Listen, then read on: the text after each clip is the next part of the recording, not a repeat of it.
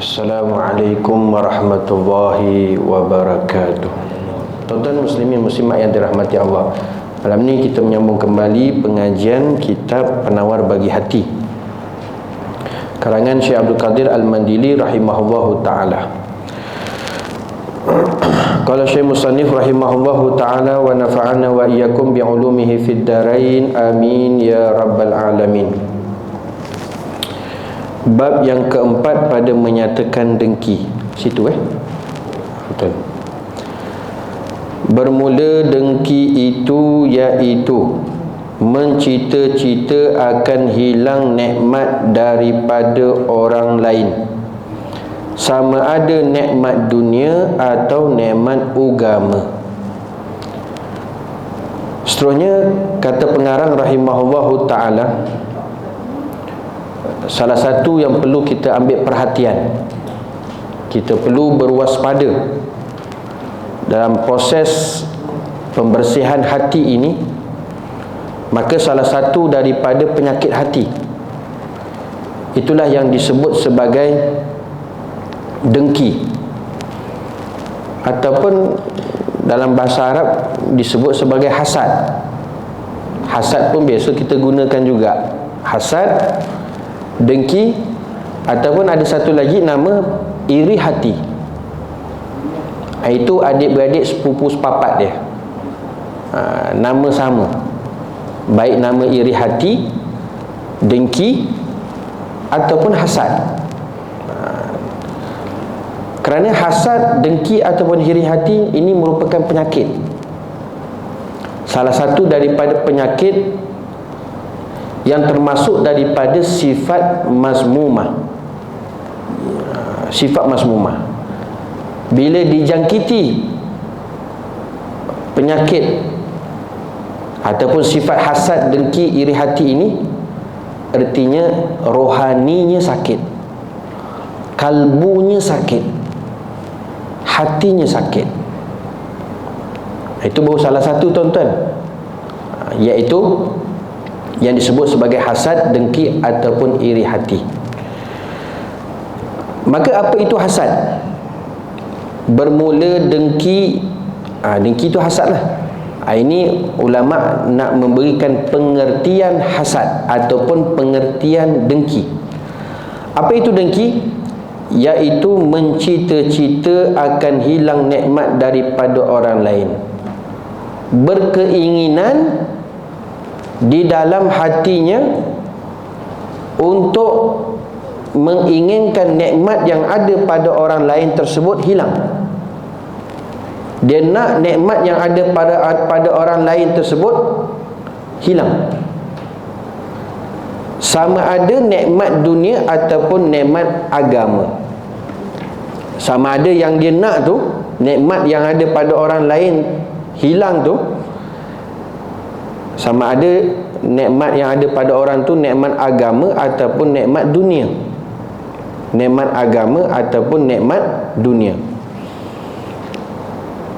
Nikmat agama macam mana? Contoh, satu orang ni memang kuatnya beramal, suka baca Quran, maka dia hasad, dengki dengan orang yang baca Quran ni. Macam mana dia nak hilangkan supaya orang ni tak boleh baca Quran? Tapi tuan-tuan, kata ulama, nikmat agama ni jarang orang nak hasad, jarang orang nak dengki. Ada, tapi tak seperti mana orang yang nak dengki ataupun hasad, iaitu menghilangkan nikmat dunia yang ada pada seseorang tersebut. Ada tak orang jaki, bahasa juga tu, bahasa jaki tak? Bahasa budak-budak sekarang lah. Ada dia jaki tak? Dia dengki tak? Hasad tak pada orang pergi masjid? Jarang lah kita yang dengar. Ataupun orang dengki dengan orang belajar, mengaji, menuntut ilmu. Macam tuan-tuan rajin pergi kuliah subuh, kuliah maghrib, pergi belajar sana sini, ada tak ada orang dengki? Tak ada tak? Jarang orang dengki. Dia nak pancitkan kereta haji ni supaya malam ni tak pergi kuliah. Tak adalah rasanya, jarang lah. Tapi kalau nikmat yang kita ada tu nikmat berupa nikmat dunia, itu memang ada ramai tuan-tuan. Ada. Itu yang timbulnya istilah dipanggil santau, sihir, apa lagi? Yang seumpama dengan dia lah. Kerana selagi mana tidak dihilangkan penyakit hasad, dengki, iri hati ini, selagi mana tidak dihilangkan ada pada diri seseorang itu, selagi itulah apa yang disebut sebagai sihir, santau, pukau dan sebagainya, maka terus menerus dilakukan kepada orang-orang yang tertentu bagi menghilangkan nikmat yang diperolehinya. Itu namanya hasad. Hasad. Allahumma shalli ala sayyidina Muhammad. Atau mencita-cita akan turun bala atasnya. Ataupun hasad ini ataupun dengki, dia mengharapkan, berkeinginan supaya orang yang dapat nikmat tersebut diberikan musibah, diberikan bala, ditimpakan musibah. Itu sudah cukup dah tanda tuan-tuan dia ada penyakit hati, dia ada iri hati, dia ada hasad, dia ada dengki. Sebab itu Ibnu Al-Manzur rahimahullahu ta'ala dikata, hasad adalah engkau berangan-angan hilangnya nikmat orang yang engkau dengki. Apa kata beliau? Hasad adalah engkau bercita-cita, berangan-angan, berkehendak hilangnya nikmat orang yang engkau dengki. Itu hasad tu. Itu hasad. Kemudian Al-Imam Ibn Hajar Al-Asqalani juga pernah menyatakan tentang hasad ini. Apa itu hasad? Menurut pandangan Ibn Hajar Al-Asqalani rahimahullahu ta'ala, hasad ni adalah seseorang berkehendak hilangnya nikmat daripada orang yang berhak. Sepatutnya nikmat tersebut orang tersebut dapat, memang haknya, tapi dia berkeinginan, berkehendak nikmat tersebut tiada, ataupun dia nak hilang kepada nikmat orang yang berhak untuk dia dapat, maka dia nak benda tu hilang. Ini menurut Al-Imam Ibn Al-Hajar Al-Asqalani rahimahullahu ta'ala. Begitu juga Imam Nawawi rahimahullahu ta'ala pernah menyatakan tentang hasad ini. Menurut pandangan Imam Nawawi rahimahullahu ta'ala, hasad adalah seseorang yang berangan-angan hilangnya nikmat daripada saudaranya, sama ada nikmat agama ataupun nikmat dunia. Sebenarnya yang termaktub dalam kitab Penawar Bagi Hati ini. Itu lagi dahsyat tuan-tuan. Tak, bukan nikmat yang ada pada orang tu nikmat dunia saja yang dia nak hilangkan, tapi nikmat yang ada agama pun dia pun nak hilangkan. Itu berdabelnya hasad dengkinya kepada seseorang itu. Pun begitu juga Al-Imam Al-Haddad hafizallahu ta'ala pernah berkata, hasad ataupun dengki ni ialah apabila seseorang dia berasa sempit, berasa serba salah di dada. Sempit tu, serba salah tu di mana?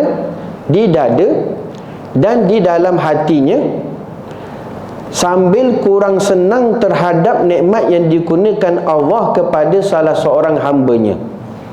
Sama juga, sama ada dari segi nikmat dunia maupun nikmat agama.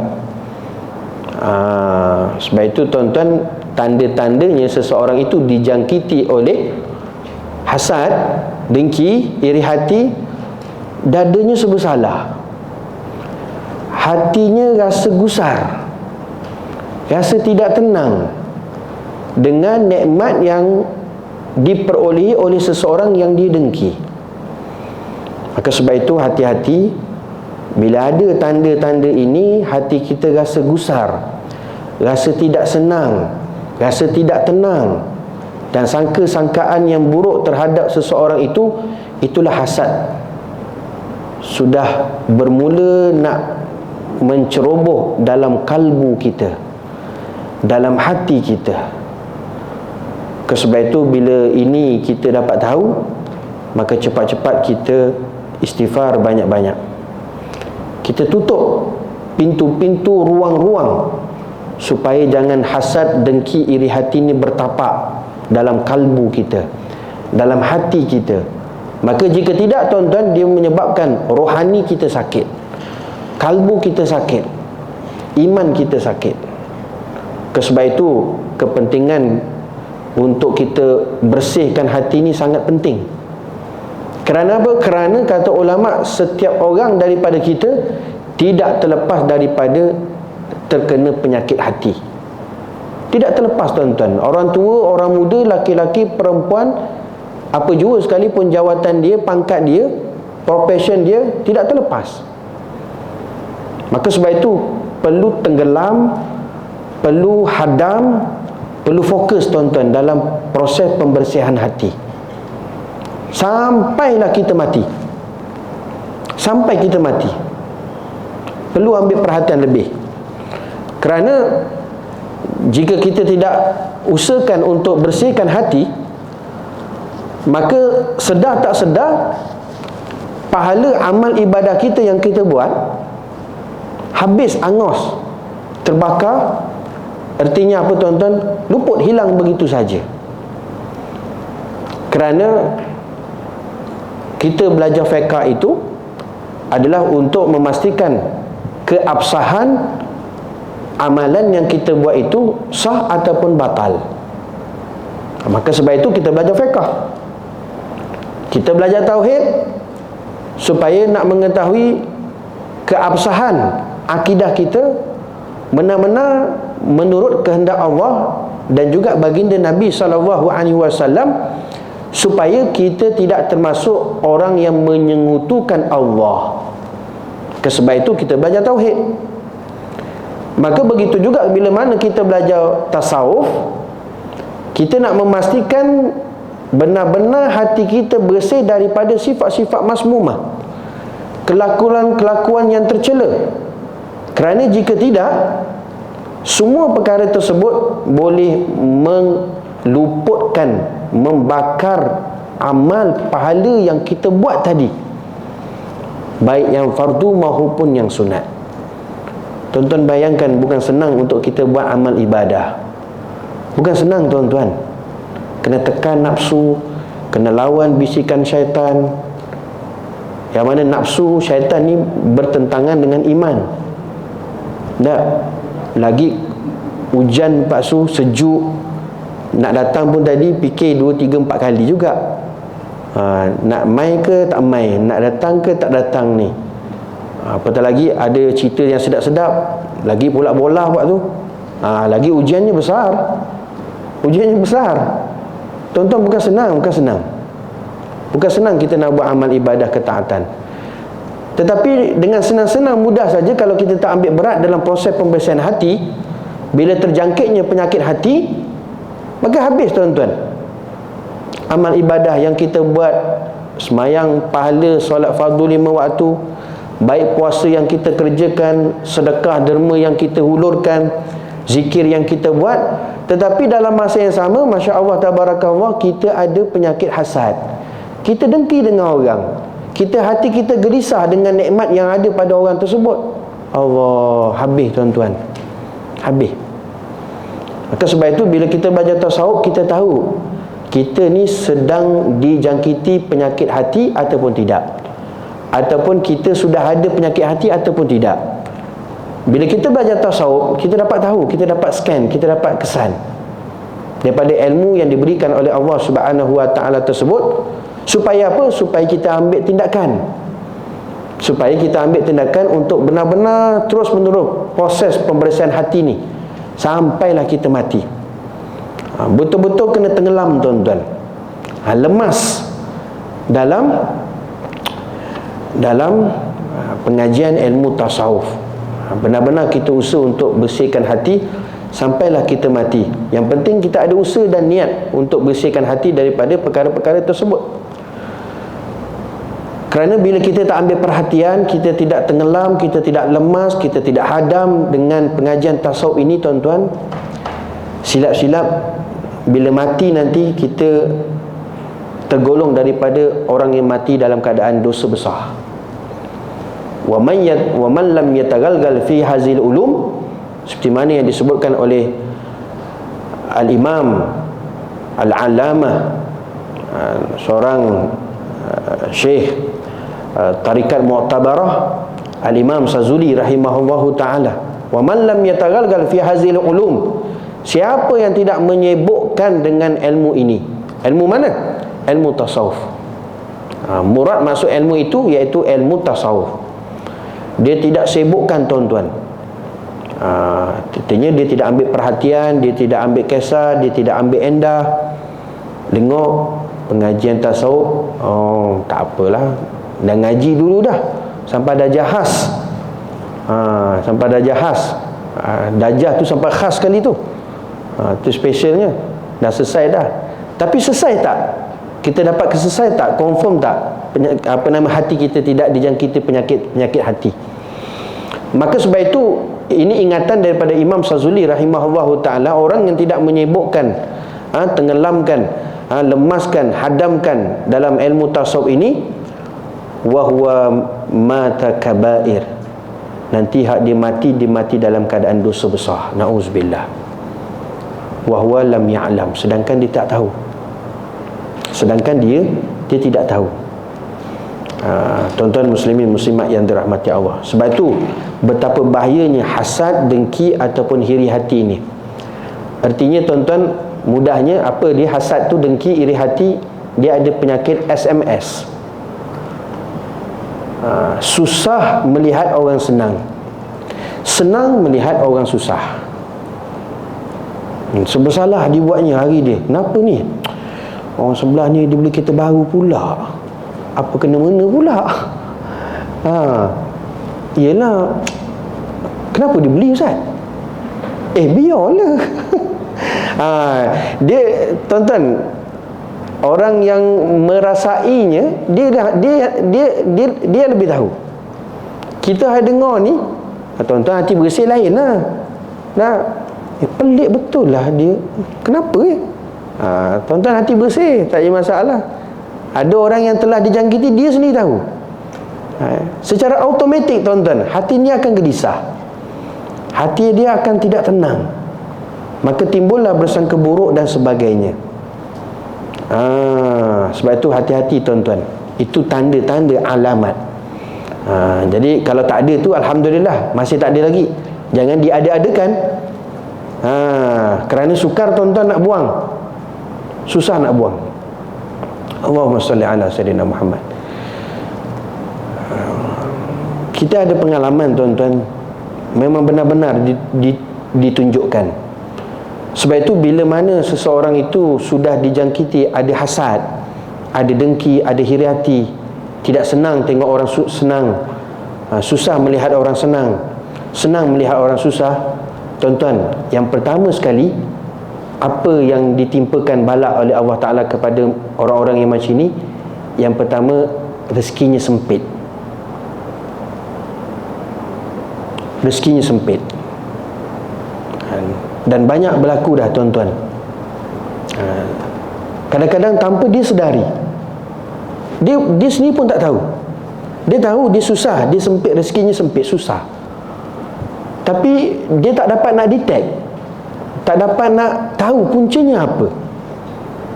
Puncanya apa? Sedangkan dia buat punca tersebut, dia tahu, tetapi dia tak dapat nak tahu apa sebabnya. Tapi itulah yang pertama sekali, bila mana ada hasad, dengki, iri hati, rezekinya sempit, tuan-tuan. Allah Ta'ala susahkan urusan rezeki dia. Sebab bila mana orang yang ada penyakit hasad itu, artinya dia tidak takut dengan Allah. Dia tidak takut dengan Allah. Dia tidak ada sifat takwa. Dia tidak ada sifat takwa.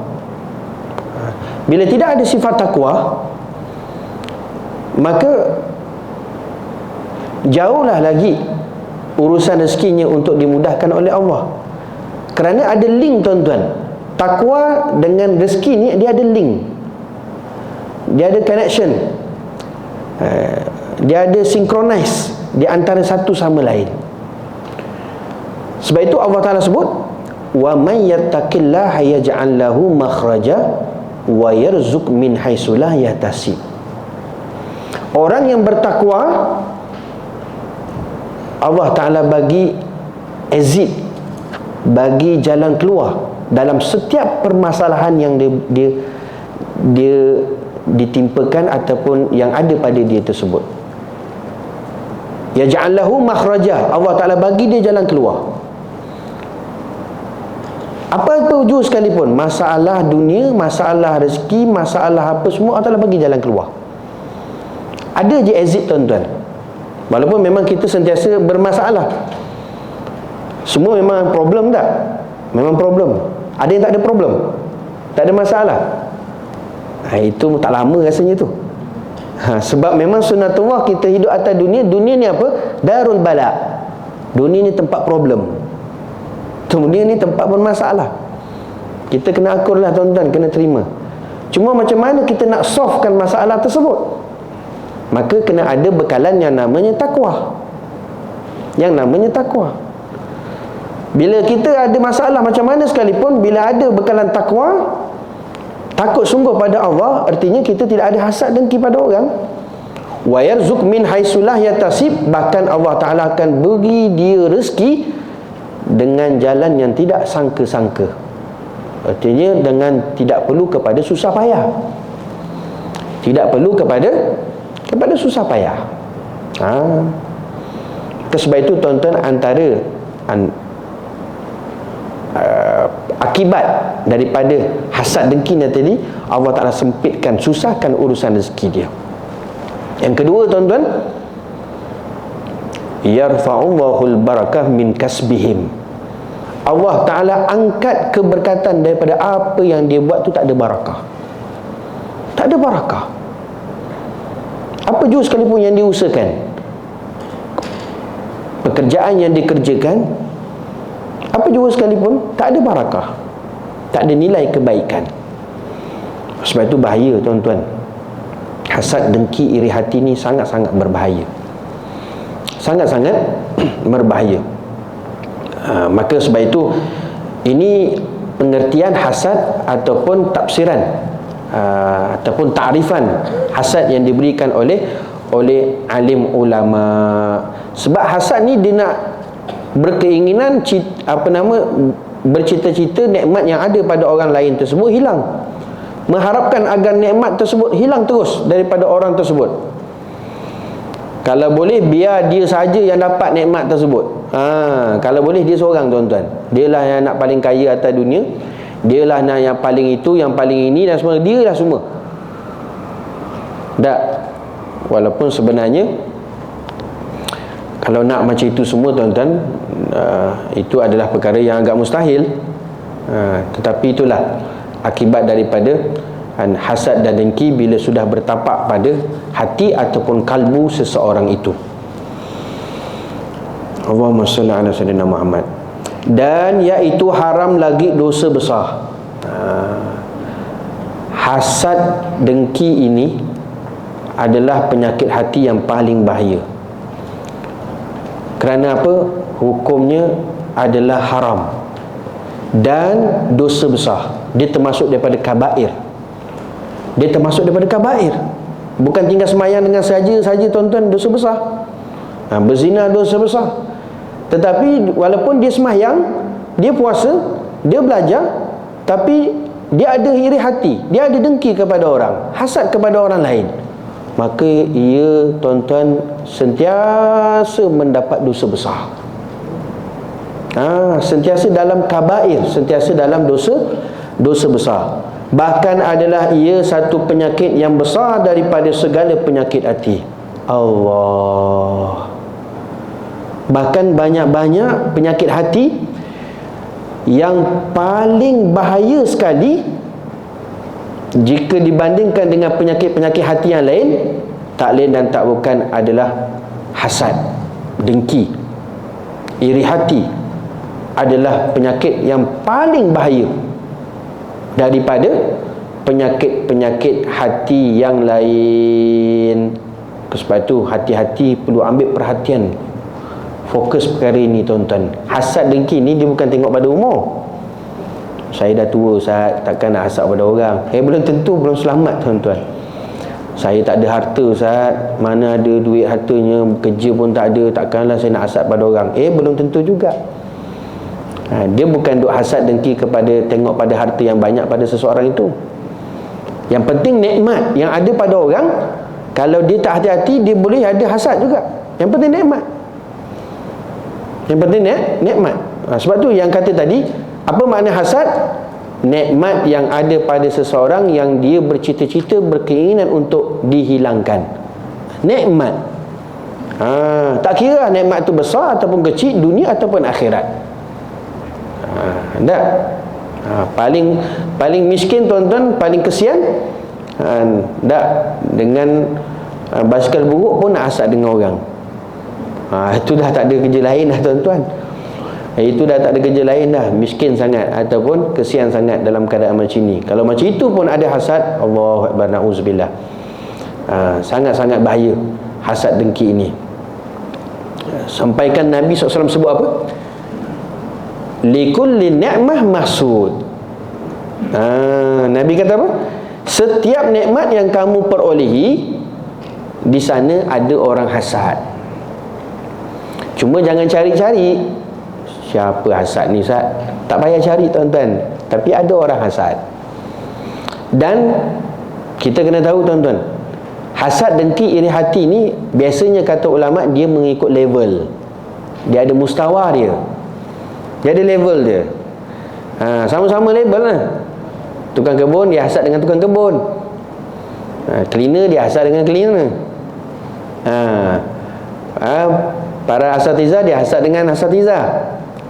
Tok Kadi dengan Tok Kadi, Tok Mufti dengan Tok Mufti, engineer dengan engineer, arkitek dengan arkitek.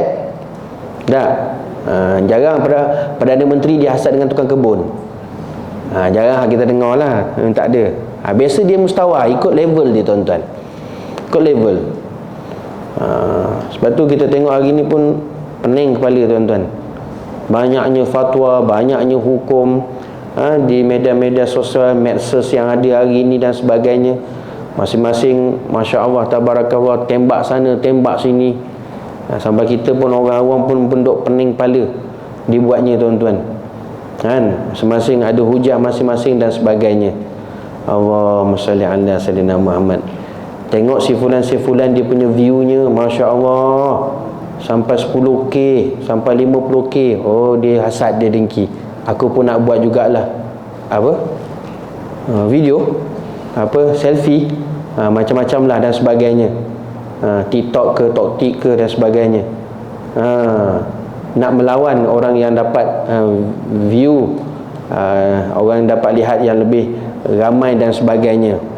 Itu hati-hati. Kita khawatir perkara ini. Sebenarnya kita dijangkiti penyakit hati, kerana penyakit hati merupakan penyakit yang paling bahaya, yang paling besar daripada jenis-jenis penyakit hati yang lain.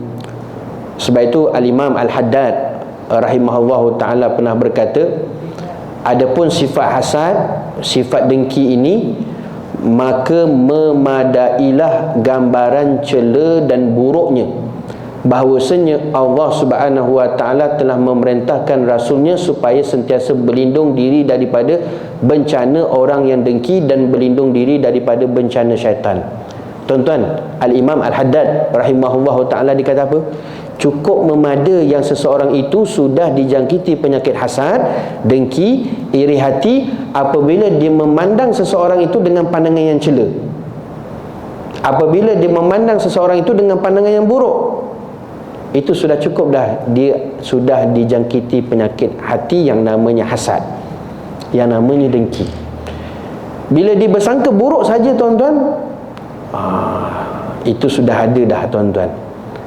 Sering suka bersangka buruk kepada orang lain.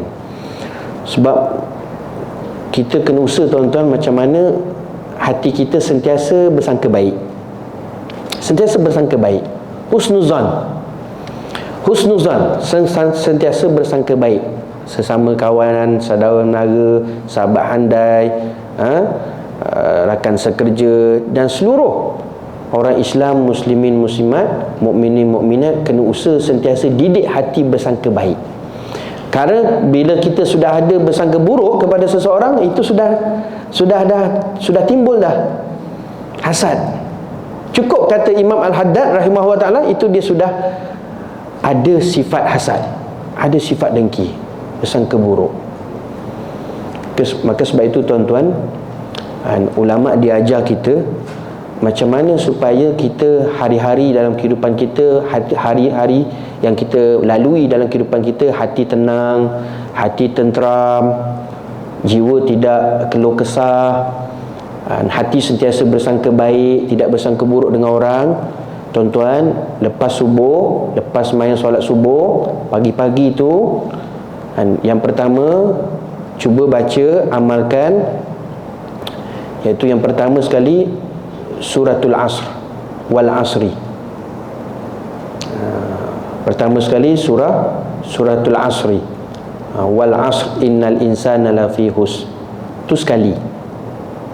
Itu sekali. Kemudian tuan-tuan baca surah yang kedua, iaitu suratul falaq. Qul a'udzu birabbil falaq. Qul a'udzu birabbil falaq. Kemudian surah yang ketiga, Alam Nashrah. Alam Nashrah. Tiba pada surah yang ketiga ni tuan-tuan, kalau boleh tangan kanan ni letak kat sini, di dada.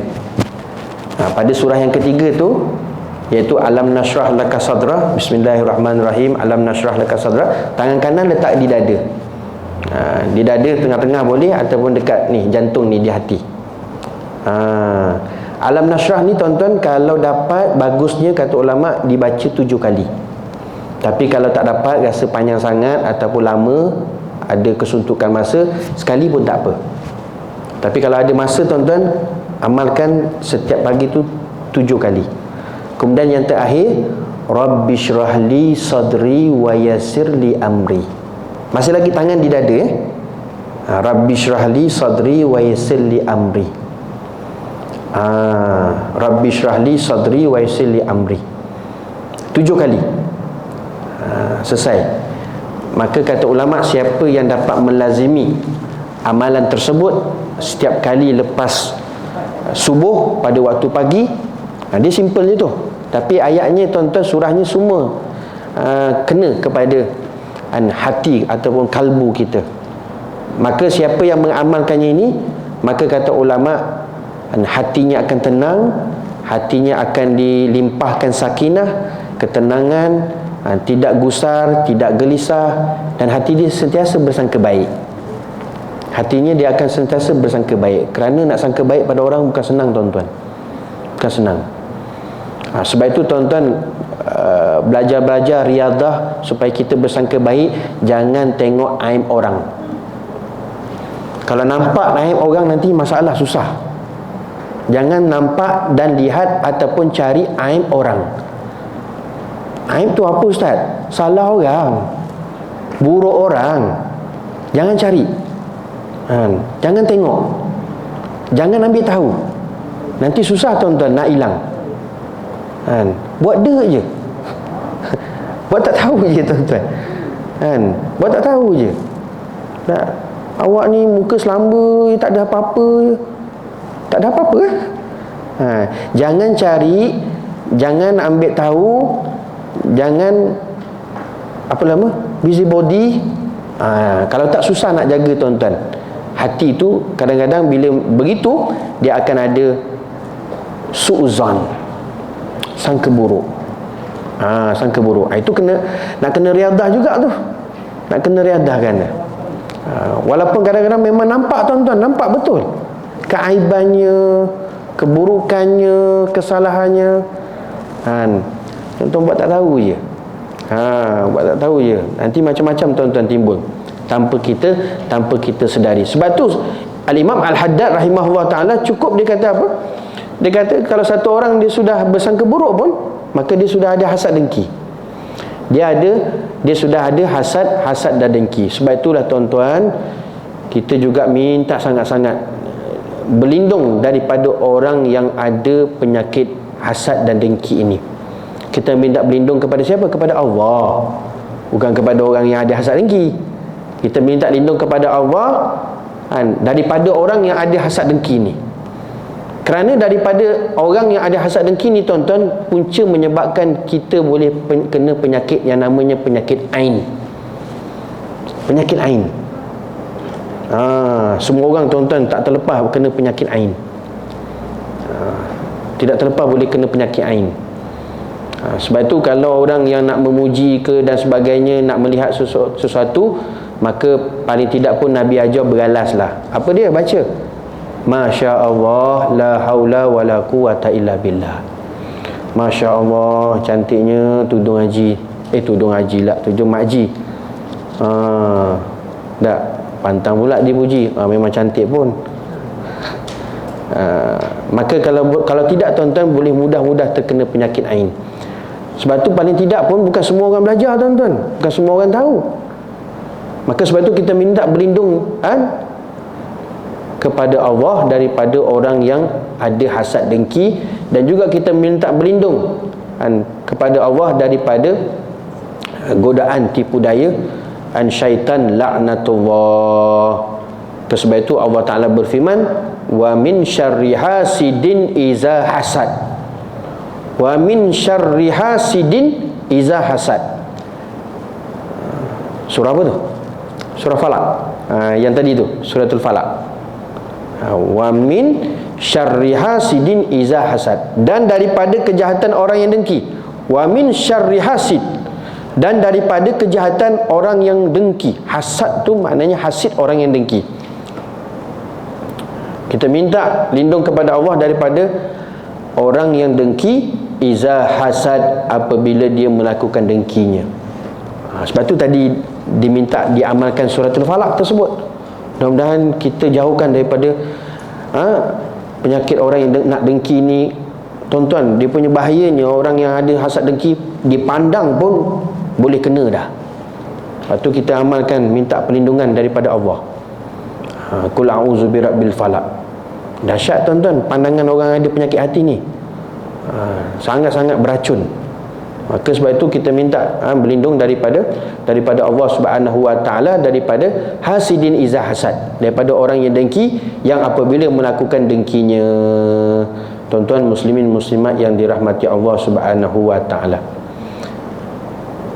Ulama juga menyebut, tuan-tuan, hasad ni, dengki, adalah dosa pertama di langit dan di bumi. Rupa-rupanya, tuan-tuan, dosa yang pertama di bumi dan juga di langit adalah dengki, hasad. Maka sebab itu sebahagian salafus salih, sebahagian salaf, mereka mengatakan hasad adalah dosa pertama kali dalam maksiat kepada Allah di langit. Siapa? Tak lain dan tak bukan Iblis laknatullah. Iblis hasad kepada Nabi Adam alaihi salam. Iblis hasad kepada siapa? Kepada Nabi Adam alaihi salam. Masa dia hasad tu, Nabi Adam dah turun ke bumi ke belum? Belum lagi turun ke bumi. Maka sebab itu kata ulama, hasad merupakan dosa pertama di langit yang dilakukan oleh Iblis laknatullah, yang dihasad kepada Nabi Adam AS. Bahkan hasad dengki juga merupakan dosa pertama kali yang berlaku di atas bumi. Iaitu apa dia? Anak Nabi Adam alaihi salam. Siapa nama anak Nabi Adam tu? Qabil. Qabil dia hasad kepada siapa? Adik dia. Siapa nama adik dia? Habil. Sampai mana, tuan-tuan? Sampai dahsyatnya Qabil dia bunuh adik ni sendiri. Maka itulah dosa yang pertama, iaitu hasad, dengki, yang berlaku di atas dunia, di atas muka bumi. Sebab tu hati-hati, jangan bagi nama anak Qabil pula. Kembar Ustaz, kita bagi nama lah Qabil dan Habil. Tak, biasa kita dengar kalau kembar tu, kalau lelaki Hasan Hussein, okey lah, tak apa. Ni kembar Ustaz, kita ambil lah sempena. Kabil dan Habil. Hati-hati tuan-tuan. Saya dulu masa belajar, ada sahabat saya namanya Kabil. Tak tahu macam mana dok mak ayah dia boleh bagi nama Kabil. Maka Tok guru saya pada ketika itu minta jangan dipanggil nama Kabil, minta ditukar. Tok guru saya bagi tahu masa itu, apa sah nama kamu Kabil ni? Mana saya tahu. Dia kata dah mak ayah yang bagi. Kabil. Kamu tahu tak Kabil tu siapa? Lepas tu maka diberi panggilan dengan panggilan yang lain. Kerana pengaruh nama ni penting tuan-tuan, dia memberi kesan. Memberi pengaruh kepada diri seseorang itu. Tuan-tuan muslimin muslimat yang dirahmati Allah Subhanahu wa taala. Sabda Rasulullah sallallahu alaihi wasallam, al-hasadu ya'kulul hasanat kama ta'kulun narul hataba.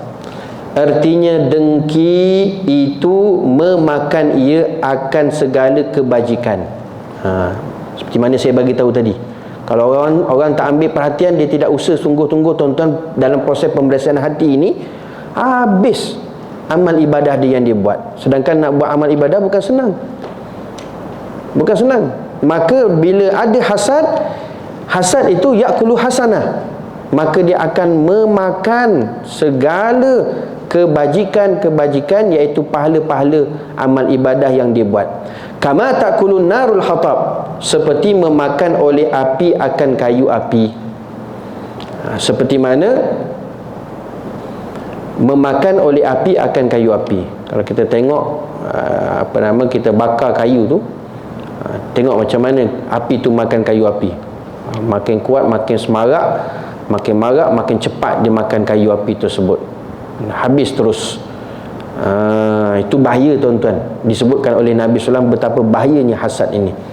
Dikehendaki dengan memakan di sini membinasakan. Apa murad? Iaitu yakul maknanya makan kat situ.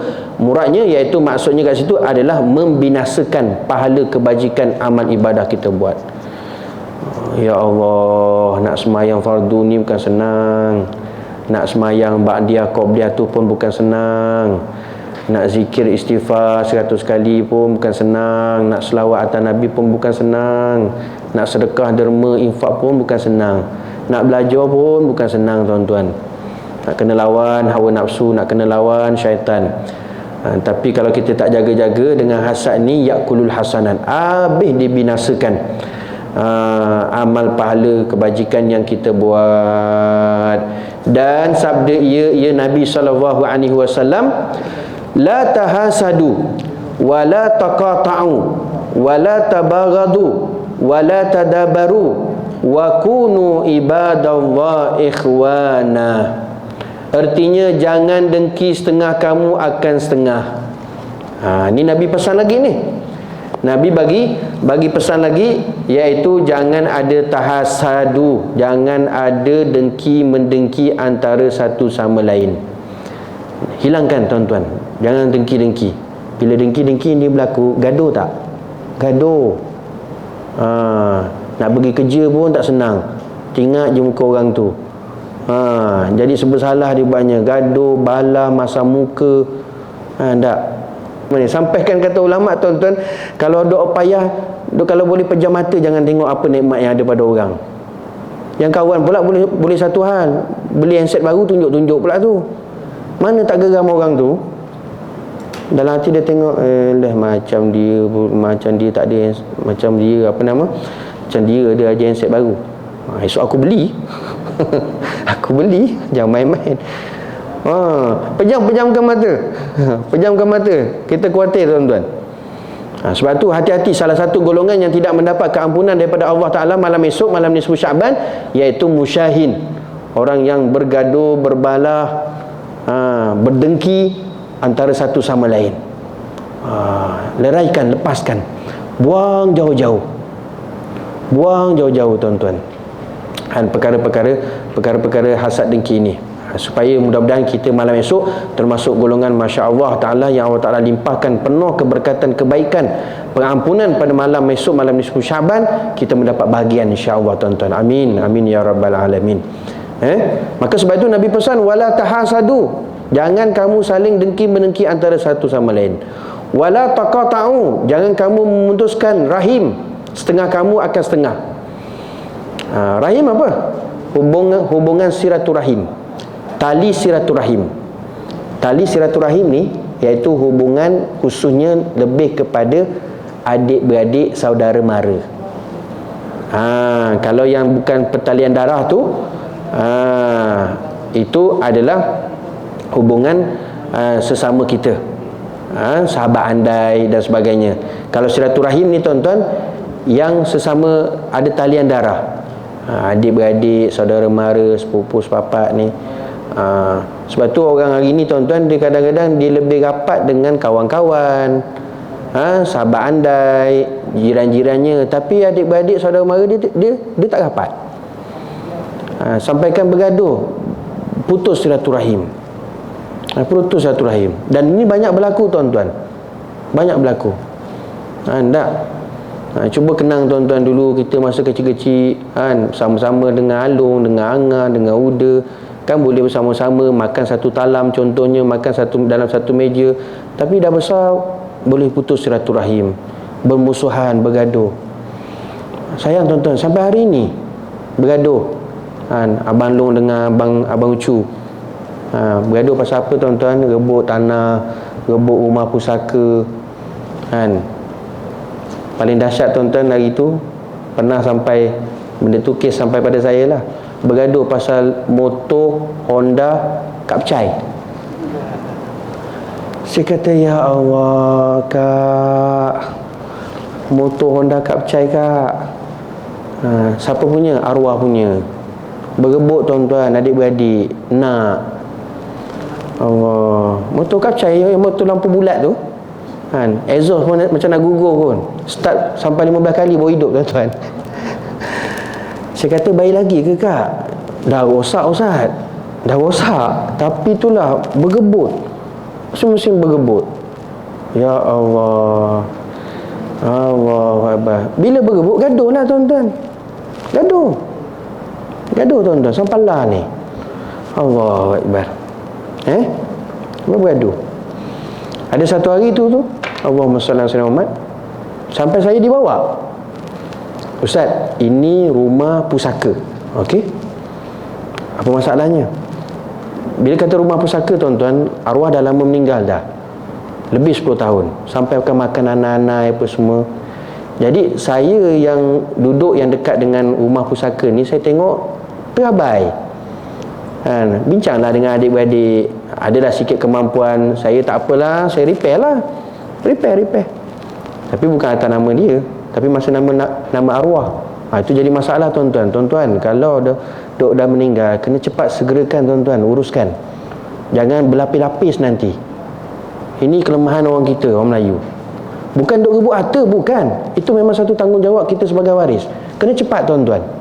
Bila cepat kita bahagikan, untuk mudah kita boleh gunakan juga kepada untuk arwah, amal jariah. Ini nama arwah tu, ya Allah, dah 30 tahun tak ditukar-tukar, sampai anak-anak pun ada yang dah meninggal dunia. Apa jadi tuan-tuan? Repair, dia cat lah sikit cantik. Saya pergi tengok. Saya kata, Masya Allah, cantik rumah ni. Bila dah cantik Ustaz, berebut semua nak. Berebut semua nak. Saya kata tak apalah. Dia kata, siapa nak, Alung nak ambil lah, Angan nak ambil lah, rebutlah, gaduh tuan-tuan.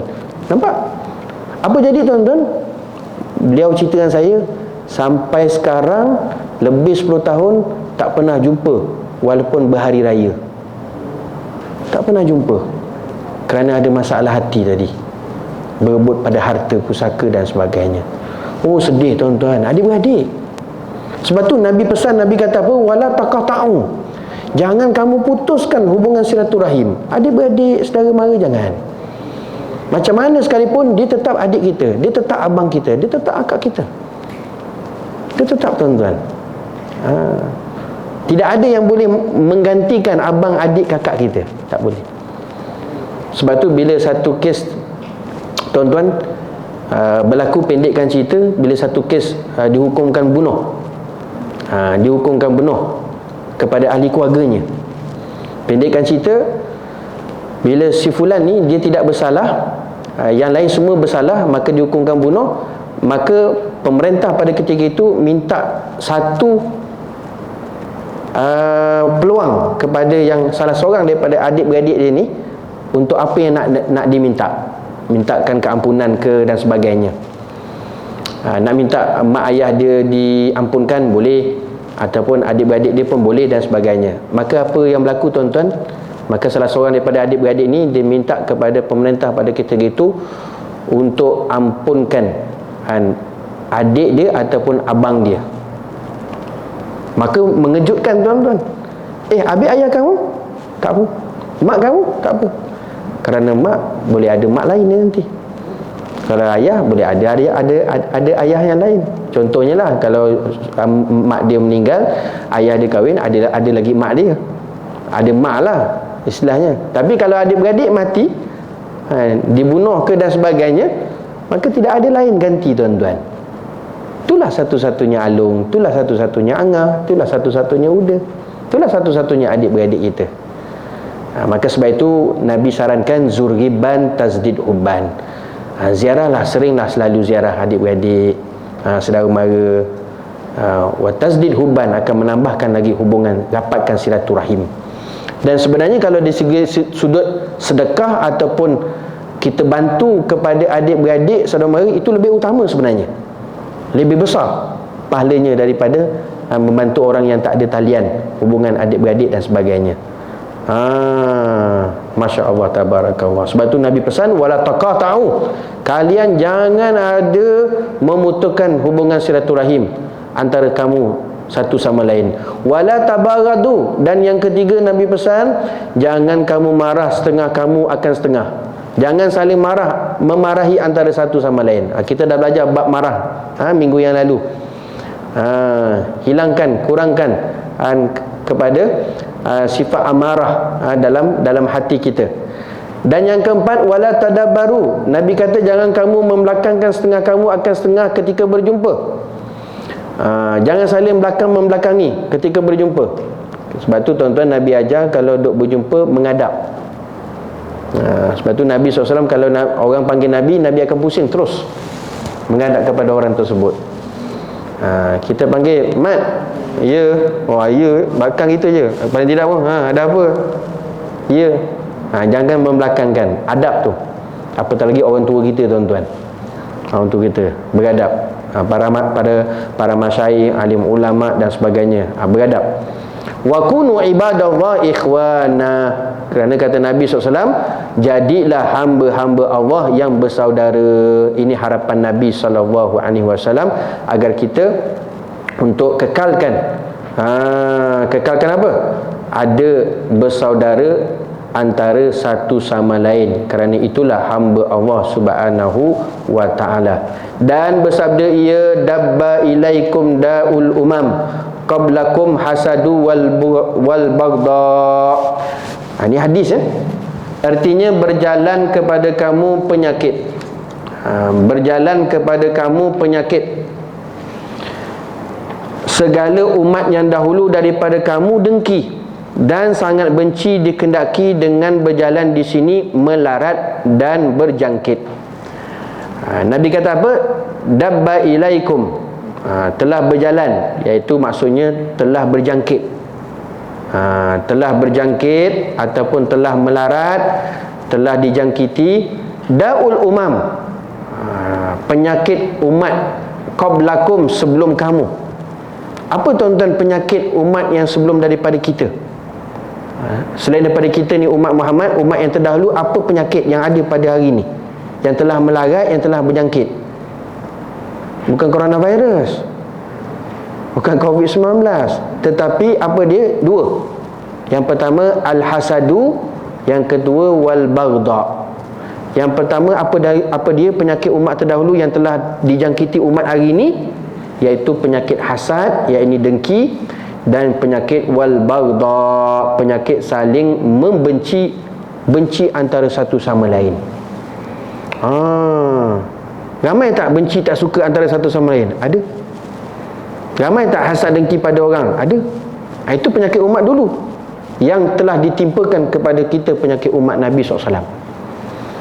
Hilangkan penyakit dengki, iri hati, hilangkan benci. Benci. Jangan ada rasa benci. Tak boleh Ustaz, saya tengok muka dia meluat. Meluat tapi jangan benci. Nak supaya jangan benci, jangan tengoklah muka dia. Tak payah tengok. Nanti bencilah pula. Tuan-tuan, ada satu orang yang bunuh bapa saudara Nabi SAW. Siapa nama dia? Yang pakai tombak tu. Siapa? Siapa nama dia? Siapa nama dia? Ingat? Bukan Abu Lu'lu'. Abu Lu'lu' lain. Yang lembing, Sayyidatuna Hamzah radhiyallahu ta'ala anhu. Siapa? Bukan. Cuba cari siapa dia. Saya bagi assignment malam ni. Dia lembing, tuan-tuan, tu tepat betul-betul dalam sirah, pada dada Sayyiduna Hamzah radhiyallahu ta'ala anhu. Sayyiduna Hamzah ni, tuan-tuan, salah seorang daripada bapa saudara Nabi SAW. Orangnya besar, tinggi, sampai disebutkan dalam riwayat, tuan-tuan, besar tingginya Sayyidina Hamzah ni, bila dia naik kuda tu kaki dia jejak tanah. Memang besar. Dialah yang ketuk kepala Abu Jahal pakai busa panah sampaikan bergegar otak kepala Abu Jahal. Orang dia hebat, tuan-tuan, gah, besar. Tapi beliau mati dalam peperangan apa, tuan-tuan? Uhud. Perang Uhud. Betul-betul tepat pada dada dia. Dalam Fathul Mekah, tuan-tuan, Nabi SAW bila tengok apa yang berlaku kepada bapa saudaranya Sayyidina Hamzah tu, cukup menyayat hati, tuan-tuan. Cukup menyayat hati. Bila masa zaman Fathul Mekah, pembukaan Mekah, maka didatangkan orang yang membunuh Sayyidina Hamzah tersebut. Tuan-tuan tengok lapangnya, besarnya dada Nabi SAW, hati Nabi, kalbu Nabi. Dan bila masa beliau masuk Islam, maka Nabi kata, aku maafkan kamu. Aku maafkan kamu. Walaupun kamu dah bunuh bapa saudaraku dan kamu masuk Islam, aku maafkan.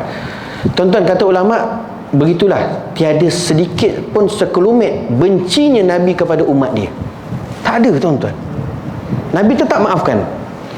Cuma tinggal lagi, tuan-tuan, Nabi kata, boleh tak kamu jangan lalu depan aku?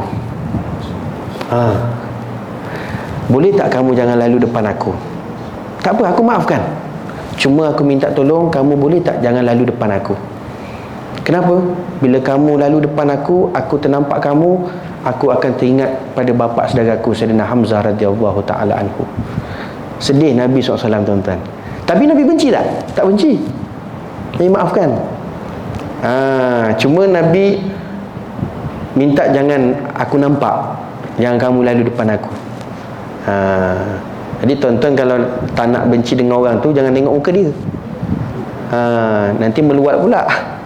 Jangan tengok, biarkan. Kalau tak boleh kawal, biarkan dia. Tundukkan pandangan. Jangan sampai ada rasa benci. Sebab sunnah Nabi, antara sunnah Nabi SAW, dipanggil sunnah, apa nama? Sunnah sarirah.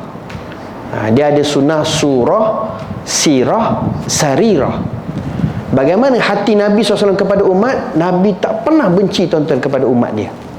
Tak pernah benci. Maka itulah kita kena belajar juga, kita jangan benci kepada orang lain. Jangan benci. Usahakan kita hilangkan kebencian kepada orang lain, kerana itu merupakan adalah daul umam. Benci kepada orang, hasad, dengki, itu merupakan penyakit umat yang terdahulu yang telah melarat, yang telah dijangkiti kepada kita, umat Nabi sallallahu alaihi wasallam. Tuan-tuan muslimin hadirin yang dirahmati Allah. Dan bermula sebab bagi dengki itu ada kalanya takabur. Wallahu alam. Sampai situ dulu tuan-tuan. Yang akan datang kita masuk apa punca ataupun sebab terjadinya, terhinggapnya penyakit dengki ataupun hasad. Ada 3 sebab. Apa dia tuan-tuan? Kita sambung kuliah yang akan datang insya-Allah. Assalamualaikum warahmatullahi wabarakatuh.